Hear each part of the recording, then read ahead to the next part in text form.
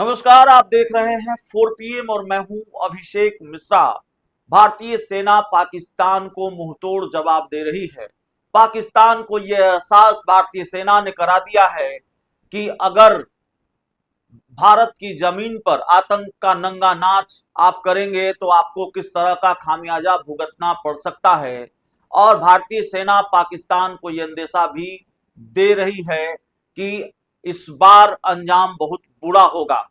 लगातार भारत की तरफ से पाकिस्तान को जवाब दिया जा रहा है। पाकिस्तान अब भी कायराना हरकत करने से बाज नहीं आ रहा है। वो निर्दोषों को निशाना बनाने से बाज नहीं आ रहा है। और दूसरी तरफ पाकिस्तान के कई महत्वपूर्ण जगहों को भारत की मिसाइलों ने, भारत के हमलों ने धराशायी कर दिया है। तो पाकिस्तान को भारत ने बड़ी चोट दी है। और ये ट्रेलर है, अंदेशा है कि भारत पाकिस्तान को अभी और मुंहतोड़ जवाब देगा। भारत उसी तरफ बढ़ रहा है। भारत पाकिस्तान की जो लड़ाई है उसी तरफ बढ़ रही है। पाकिस्तान को इस बार बहुत अफसोस होगा। पाकिस्तान को इस बार ये सोचना पड़ेगा कि कितनी बड़ी गलती उसने कर दी है। लेकिन इस लड़ाई के बीच, इस तनाव के बीच कई तरह के फैसले देश के अलग अलग राज्यों में लिए जा रहे हैं। उसकी खबरें आ रही है। जम्मू कश्मीर में ब्लैकआउट का फैसला लिया गया, फिर ब्लैकआउट को खत्म भी किया गया, बहाल हो गई।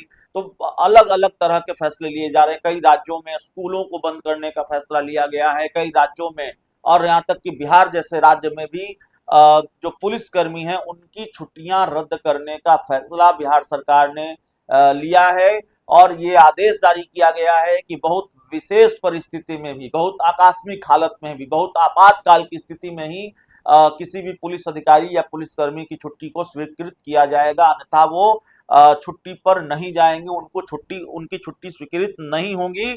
और बिहार में नीतीश कुमार ने, पटना में भी नीतीश कुमार ने बैठक की। और आज बिहार के मुख्यमंत्री नीतीश कुमार एक बार फिर बड़ी बैठक करने जा रहे हैं।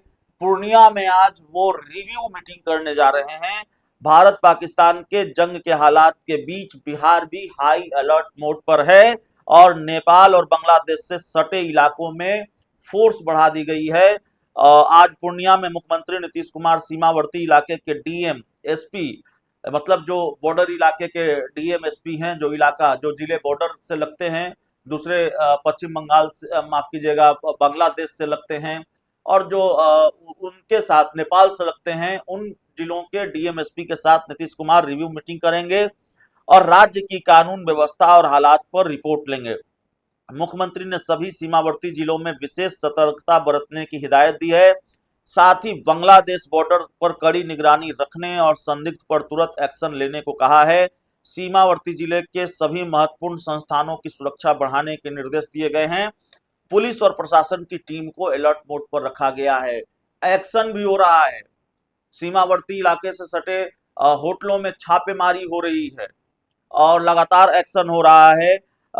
नेपाल और बांग्लादेश की सीमा से लगे होने के कारण गृह मंत्रालय के निर्देश पर पूर्णिया, अररिया, कटिहार और किशनगंज जिला को हाई अलर्ट मोड पर रखा गया है। और इन्हीं जिलों के जो अधिकारी हैं उनके साथ नीतीश कुमार रिव्यू मीटिंग करने वाले हैं। एसएसबी के साथ ज्वाइंट मीटिंग भी की गई है। बॉर्डर एरिया में कड़ी निगरानी रखते हुए हर एक शख्स और हर वाहनों की सख्ती से जांच के आदेश दिए गए हैं। आंतरिक सुरक्षा के मद्देनजर पुलिस को भी अलर्ट रहने को कहा गया है। सीमांचल के चारों जिले पूर्णिया, अररिया, कटिहार और किशनगंज की पुलिस विभाग की छुट्टी भी रद्द कर दी गई है। होटल और लॉज में छापेमारी भी चल रही है। गृह मंत्रालय से जारी आदेश के बाद चारों जिलों में होटल और लॉज की जांच की जा रही है। होटल का रजिस्टर खंगाला जा रहा है। लंबे समय से होटल में ठहरे लोगों की सारी जानकारी जुटाई जा रही है। हर संदिग्ध पर नजर रखी जा रही है। कुर्सेला पुल और रेल पुल पर सुरक्षा जवान तैनात हैं और इसके साथ ही सिविल डिफेंस की वॉलेंटियर्स की संख्या भी बढ़ाई जाएगी।